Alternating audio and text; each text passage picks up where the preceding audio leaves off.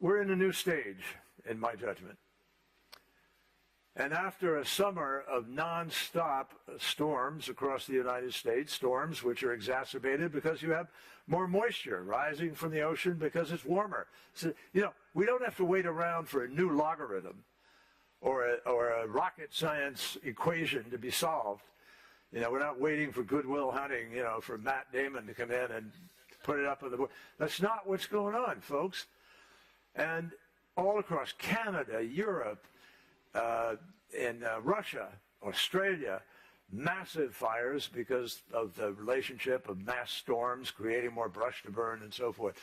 Out of control flooding in Africa, crop-killing droughts in Asia, record temperatures around the world. Every day you wake up, it's a record heat day. And I got news for you. This year is going to be worse than last year, or I could frame it as last year was better than this year. And next year, unfortunately, is going to be worse than this year.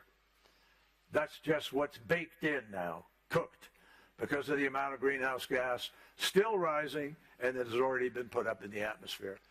So COP28 is absolutely critical to open up the opportunity to keep 1.5 degrees alive, which we just heard emphasized in the last panel. It's outlined in the Paris Agreement where it says well below 2 degrees or 1.5, strive to reach it. But I've got a news for you. Well below 2 degrees ain't 1.9 or 1.8. It's somewhere in the vicinity of 1.5, obviously.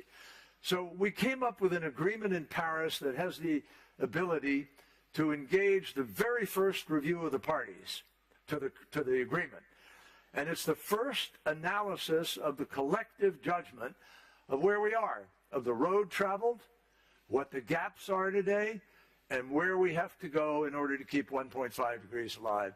And honestly, there has been a lot of progress since Paris, folks. I mean, when we went to Paris, we were headed to 3.7 to 4 degrees centigrade rise of temperature on the planet. And because of Paris, and because of NDCs, nationally determined contributions that are required by the Paris Agreement, we're now in a place where we are, according to the IEA, at about 2.5 degrees right now. But if all the promises of Glasgow were fulfilled, and all the promises of Sharm el-Sheikh are fulfilled, we would be at 1.8 degrees or 1.7 degrees by 2050. What does that say, and should say to all of you, it says it to me, is we can win. This is actually winnable. But only if we do the things we promised to do, and only if we deploy the renewables and the other technologies that we need to effect this transformation. Now,